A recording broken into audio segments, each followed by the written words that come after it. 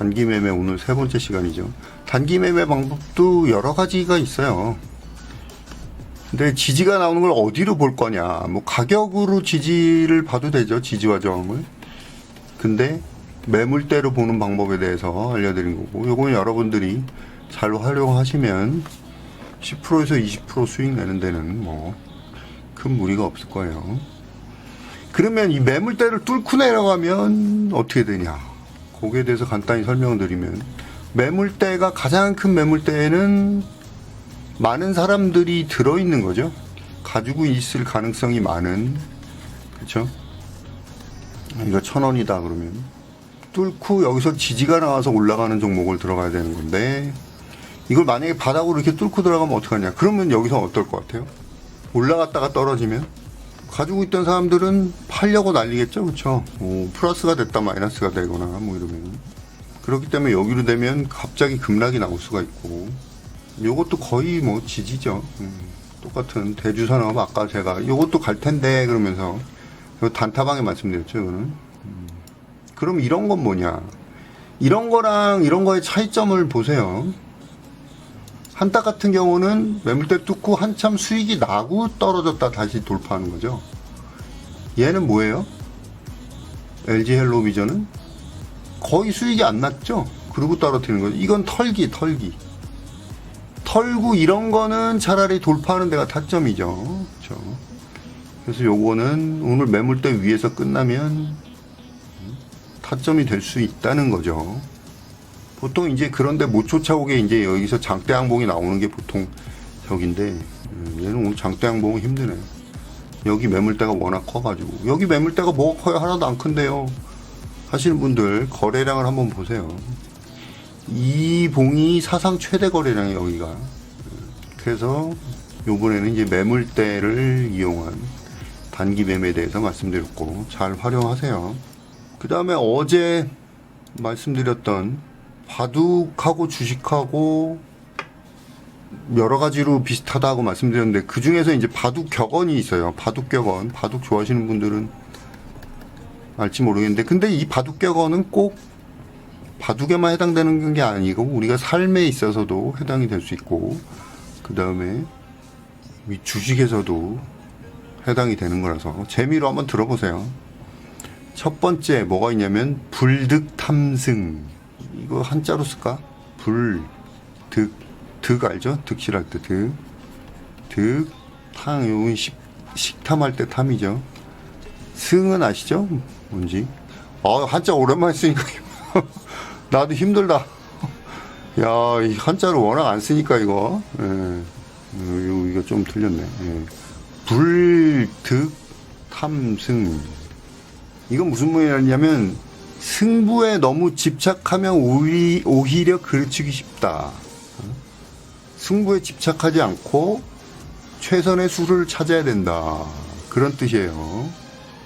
득실에 너무 하면 탐하면 승하기 힘들다. 이런 뜻이에요. 요거는 주식에 연결하면 무슨 말이냐면, 주식도 마찬가지예요. 여러분들이 주식은 원칙이 중요한 거지 수익이 중요한 게 아니에요. 무슨 말인지 아시겠어요? 수익을 쫓다 보면 손절도 안 되고 탐한단 말이야. 손절도 안 되고 익절도 안 돼요. 원칙.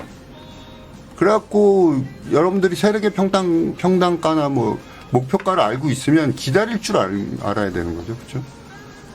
기다릴 줄 알아야 되는 거죠.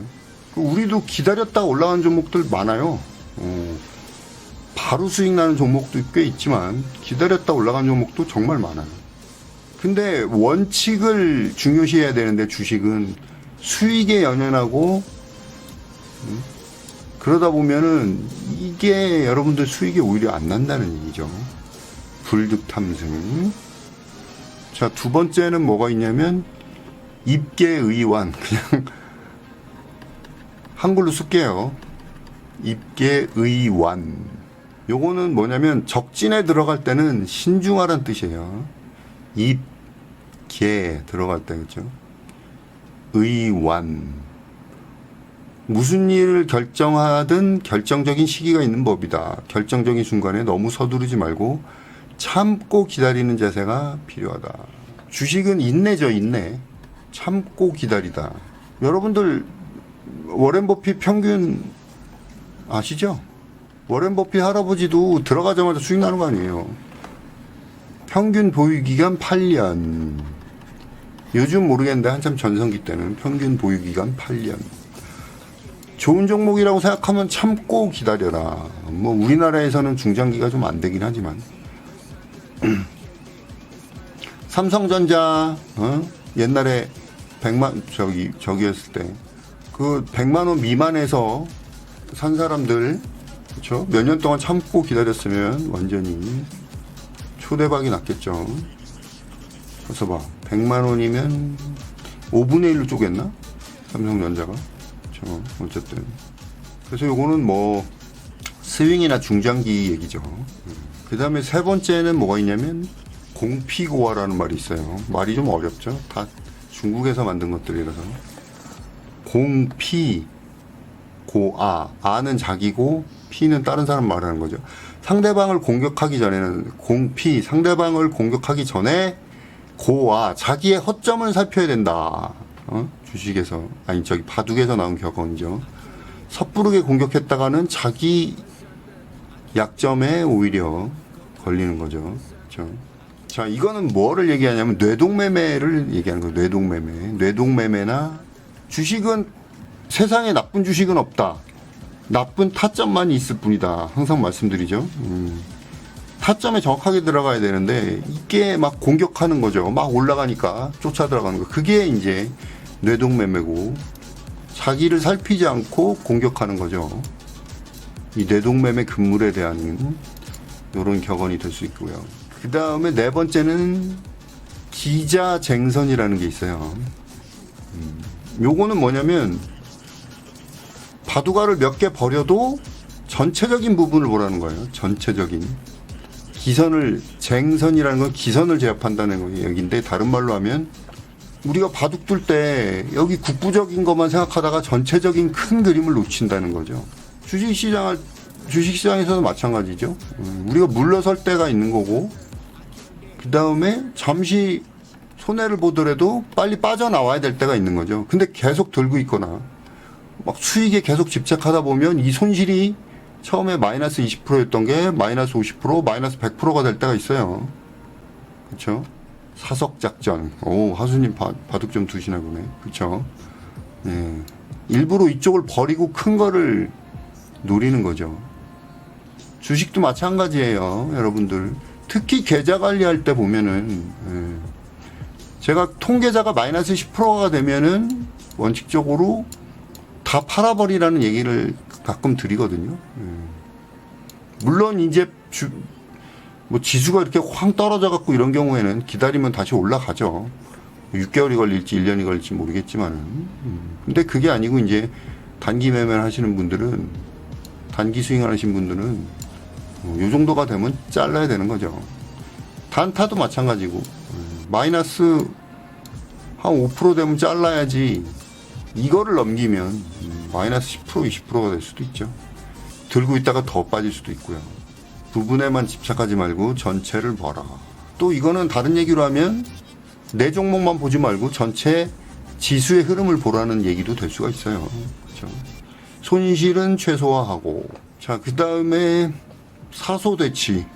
요것도 비슷한 말인데 적은 거는 버리고 큰 거를 취해라. 그렇죠? 요것도 비슷한 말이니까 넘어가고요. 봉수위기라는 게 있어요. 봉수위기.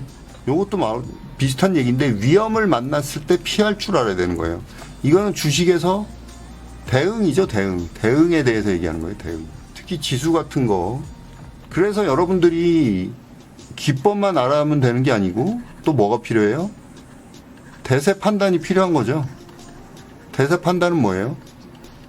이거는 뭐 지수나 어떤 산업에 있어서 업황을 파악할 줄 알고 또 전체적인 시장을 읽을 줄 알아야 된다는 얘기죠.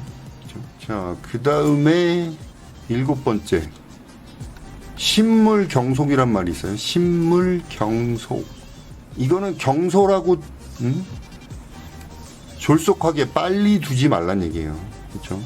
이것도 아까 말씀드린 그 뇌동매매랑도 관련이 있을 수 있고, 이거를 피하려면 다시 말씀드리지만 원칙을 지켜야 되는 거예요. 원칙을. 여러분들이 원칙 없이 하니까 자꾸 뇌동매매하게 되고, 우와 간다 쫓아다, 그냥 가는 건 버려요.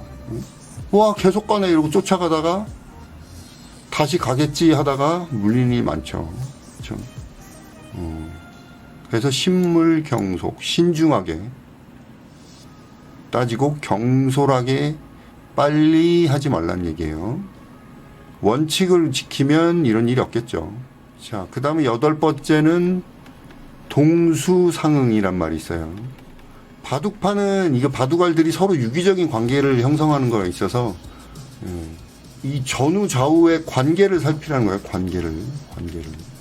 이거는 다르게 얘기하면은 제가 해석하는 거랑 뭐 이렇게 뭐 인터넷에 나오는 거랑 좀 다를 수 있는데, 제가 볼 때는 주식에서 관계라는 거는 시장 참여자들의 저기를 봐야 되는 거예요. 시장 참여자들의 심리를 읽어야 되는 거예요. 그렇죠? 그 한 가지만 보고 잘못 들어갔다가 판단을 순간적으로 잘못할 수가 있죠. 그렇죠?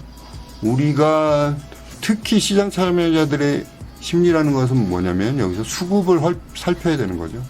개인, 기관, 외국인들의 수급을 살펴서 전체적인 관계를 봐야 되는 거지. 그 다음에 모멘텀도 보고, 재무도 보고, 한 가지만 보고 무조건 들어가면 안 돼요. 자, 2가지 남았어요. 10가지니까. 9번은 뭐냐면, 피강자복. 이건 뭐냐면 상대방이 강하면 보강을 해야 된다는 뜻이거든요. 스스로 보강, 자복. 무모하게 달려있는 것보다 바둑을 두다가 상대방이 저쪽이 강하면 일단은 내 진지를 좀 수비를 강화하고 나중에 쳐들어가야 된다는 얘기죠. 그렇죠? 이거는 뭐 여러분들이 주식할 때 매매만 하지 말고 쉽게 얘기하면 공부 좀 해라 이런 뜻이에요. 공부하고 연구하고, 지난번에도 말씀드렸지만 관찰하고, 관찰한 걸 가지고 실험을 통해서 원칙을 만들어서 무조건 누가 사라 그런다고 들어가고, 누가 뭐 좋다고 해서 들어가고, 최근에도 보면은 작전주로 따라 들어갔다가 이건 꼭 오른 데더라 따라 들어갔다가 망한 사례를 봤는데, 그런 거를 피해야 되는 거죠. 그래서 힘을 비축할 때 우리들이 이제 장이 안 좋고 그러면 공부를 열심히 더 하시라는 뜻에서 말씀을 드릴 수가 있는 거고, 어쨌든 바둑에서는 보강을 하라는 얘기죠. 보강. 자, 마지막으로 10번째 세고취하 화 세고취화. 우리나라 말은 가끔 우리나라 말이 발음이 어려워요. 적의 세력 속에 고립돼 있을 때는 살아날 방도를 취해야 된다. 이거는 우리가 시장에서 살아남기 위한 방법을 여러분들이 터득해야 된다는 얘기예요. 시장에서 살아남으려면. 그렇죠? 제가 볼 때는 가장 중요한 게 계좌 관리예요. 계좌 관리. 그리고 지수에 대한 대응. 요런 거에 대해서 얘기를 하는 거예요. 자, 그래서 간단하게 바둑 경험 10가지. 이거 바둑 두시는 분들은 뭐 아시겠지만 이거를 또 주식에 비유한 그런 기사가 있어서 제 나름대로 해석을 해가지고 알려드린 거예요. 중요한 건 뭐예요? 가장 중요한 건 원칙이에요. 바둑에서. 자신의 원칙이 없으면 단타도 마찬가지고 스윙도 마찬가지고 중장기도 마찬가지고, 종목만 줘가지고 그걸로 수익 낸다? 굉장히 힘들죠. 종목만 받아갖고 수익 내기는. 그렇죠. 우리 VIP 분들도 똑같이 종목 드려도 수익이 천차만별이죠. 그래서 항상 원칙을 세워라. 어떻게 하면 더 수익을 많이 낼 수 있을지 원칙을 세우라는 거예요. 오늘의 교훈은. 아시겠죠? 자, 여기까지 하겠습니다. 슈퍼스티카 강의를 제 미니 특강을 듣고 도움이 되신 분들은 별풍선을 한 번씩 쏘고 그러세요. 별풍이나 뭐 유튜브 저기를 만들었다고 하니까. 나도 종목 상람할 때 1,000원씩 받을까 이제? 야, 대주산업도 잘 가네. 대주산업도 가고.